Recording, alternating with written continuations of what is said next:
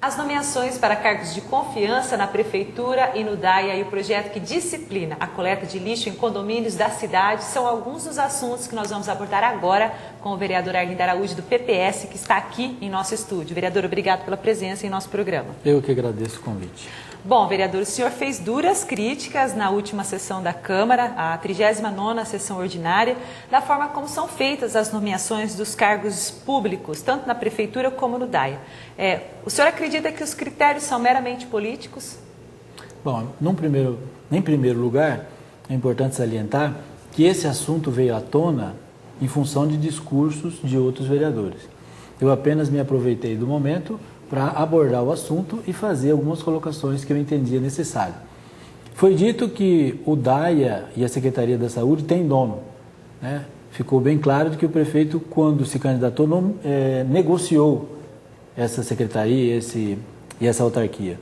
E os cargos, infelizmente, são sempre preenchidos levando-se em consideração critérios políticos e não conhecimento técnico comprovado para ocupar determinados cargos. Consequentemente, a população acaba recebendo os serviços prestados, na maioria das vezes, por pessoas que não têm a capacitação devida. E isso é um prejuízo para a sociedade. Recentemente, o secretário de Segurança, o Dr. Getúlio Nardes, esteve aqui na Câmara prestando esclarecimentos aos vereadores e deixou claro que faltava recursos para ele administrar a sua secretaria, equipamentos e tudo mais. O senhor pretende voltar a cobrar esse assunto? Ontem foi aprovado um requerimento meu questionando o prefeito municipal com relação a isso, porque o secretário não recebe o dinheiro das multas que deveriam ser revertidas para a melhoria do trânsito no município. A totalidade desse dinheiro não vem para a secretaria, então deve estar perdido em algum lugar, é isso que eu quero saber onde está. O secretário não tem funcionário suficiente para fazer a sinalização do município, ele só tem 2 funcionários para isso. Eu perguntei a ele na ocasião em que ele esteve aqui se o prefeito sabia disso, ele disse que o prefeito sabia. Então agora eu tenho que cobrar do prefeito que dê condições ao secretário de trabalhar, porque não adianta ele ter boa vontade, ser uma pessoa competente, séria, se não tem condições de desenvolver o trabalho, não tem recursos humanos e recursos econômicos. A secretaria não manda o dinheiro para ele, então não tem jeito dele trabalhar mesmo. Também na última sessão da Câmara, o assunto AVAP voltou à discussão. Desta vez porque o vereador Dr. Nava apresentou um requerimento solicitando que a empresa divulgasse em seu site os nomes das pessoas que foram aprovadas no processo seletivo. E o senhor novamente usou a tribuna para fazer alguns comentários sobre a questão da contratação dessa empresa. O que o senhor quis explicar naquele momento, vereador? Eu fiz uma análise histórica do que aconteceu. Todas as vezes que vem esse assunto de AVAP na Câmara, surgem discussões acaloradas. Isso porque, dentro dessa análise histórica, é importante salientar o seguinte. Antigamente, as pessoas que eram indicadas para trabalhar no programa de saúde da família, zoonoses, vetores que mexem com dengue, essas coisas, eram todas indicadas por vereadores. Uma pouca vergonha mesmo que acontecia entre o prefeito e os vereadores. Os vereadores indicavam e o prefeito empregava. Pois muito bem, o prefeito, agora atual, não fez licitação nenhuma para contratar a empresa para gerenciar os trabalhos da saúde, simplesmente ele foi lá e escolheu a empresa que ele bem entendeu, que foi essa AVAP, e trouxe ela para Araçatuba. Quando ele trouxe, a Câmara Municipal aprovou uma emenda, cuja ideia é minha, inclusive, de que as pessoas que fossem contratadas para prestar o serviço para a população fossem contratadas através de um processo de seleção. E a intenção é simplesmente, assim, bem tranquila, que é de dar oportunidade a todos, de forma igualitária, de concorrer e postular o cargo. Segundo, que as pessoas, a população, receba o trabalho daqueles mais bem preparados, daquelas pessoas que estudaram e procuraram se preparar ao longo da vida. Essa é a essência da coisa. Mas como o pessoal estava mal acostumado em ficar indicando os seus correligionários, amigos, cabos eleitorais para trabalhar na prefeitura, gera esse descontentamento todo. Mas o importante é que a gente tem sempre que lutar para que as pessoas ocupem os cargos por mérito e não por indicação. Assim que as demissões começaram a ser feitas para a contratação dos funcionários que passaram nesse processo seletivo da AVAP, o senhor também sofreu algumas críticas com relação a esse processo seletivo, né? Essa emenda que o senhor apresentou. De que forma que o senhor recebeu essas críticas?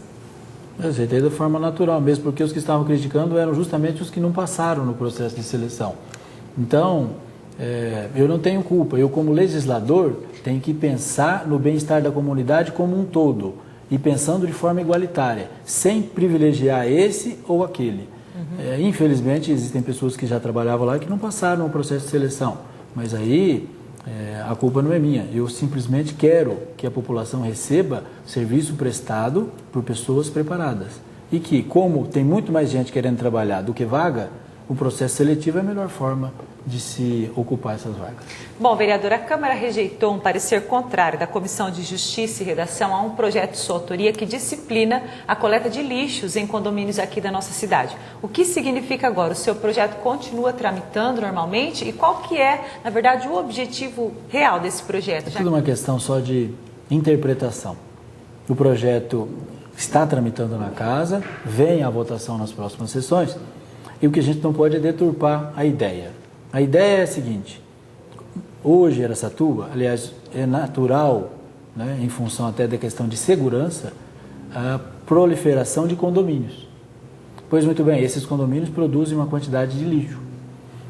Na maioria dos casos, eles colocam lixeiras nas calçadas, que são lixeiras enormes, e ali colocam o lixo de todo mundo do condomínio. É uma quantidade enorme de lixo, aquele lixo fica acumulado ali, causando mau cheiro, mal-estar nos pedestres, além do aspecto urbanístico e além do aspecto de conforto para quem passe por ali. Esses lixos, esses sacos de lixo muitas vezes são rasgados, ficam ali um chorume e você eterniza, perpetua aquele mau cheiro na calçada. A minha ideia é o seguinte: os condomínios que façam, junto ao muro do condomínio, um compartimento fechado, onde esse lixo seja ali guardado e tenha uma janela onde o lixeiro venha, abre essa janela, pega o lixo e coloca no carro. O lixo não vai ficar exposto nem para os condôminos e nem para os pedestres, vai ficar acondicionado de forma segura e sem ter o problema das calçadas. Quem mora em Araçatuba sabe disso, é só uma questão de prestar atenção. Eu não tenho nada contra os condomínios, nem quero prejudicar ninguém. O investimento não é uma coisa que vá acontecer nenhuma catástrofe econômica para os condôminos, porque é só fazer um cômodo com uma janela, é só uma questão racional de se acondicionar o lixo. Estão fazendo comparações, eu até li uma matéria no jornal, que eu entendi uma comparação de uma pessoa assim, desavisada ou tendenciosa. Disse o seguinte, que uma casa comum tem o direito de ter a lixeira na frente da sua casa, agora o condomínio não pode ter. A quantidade de lixo que é produzido dentro de um condomínio é infinitamente maior do que é produzido por uma família de uma casa. Então, não há que se comparar uma residência comum a um condomínio que tenha lá 80 apartamentos. Bom, vereador, nós já estamos praticamente a 2 ou 3 sessões, se não me engano, de encerrarmos o ano de atividades parlamentares. Eu gostaria que o senhor fizesse o seu balanço com relação às atividades aqui da Câmara e depois às atividades da Prefeitura no nosso município. Bom, esse é o primeiro ano do mandato do atual prefeito. Eu tinha até bastante esperança de que tivesse um governo diferente, porque eles diziam que iam fazer uma administração totalmente inovadora, mas o que se viu foi o mesmo do mesmo. Eles não tiveram condições nem de elaborar leis de diretrizes orçamentárias, plano plurianual e muito menos orçamento que vai ser votado na casa. Eles copiaram de mandatos anteriores, né? Isso me deixou bastante chateado. O prefeito municipal não cumpriu uma série de coisas que ele disse que ia fazer, disse que ia diminuir o número de cargos de confiança, disse que ia corrigir o asfalto todo em 8 meses, uma série de coisas que tinha que fazer, não fez. Paralelo a isso, eu disse aqui na entrevista no começo que a Câmara Municipal caminhava bem, porque até então não existia uma bancada. Ao longo do ano, o prefeito se incumbiu de fazer uma bancada em troca de cargos e aquela coisa toda. Então, nós agora estamos na mesma situação anterior.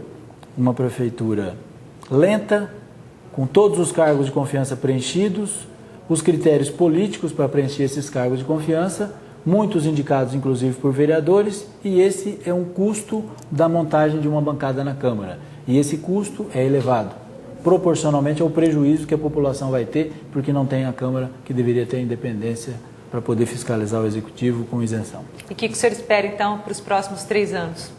Eu espero que Deus nos proteja bastante e que os políticos se iluminem e mudem a forma como conduzir os trabalhos na nossa cidade. Da forma como está, vai ser igual às administrações anteriores. Muito obrigada, então, pela sua participação aqui em nosso programa. Eu que agradeço.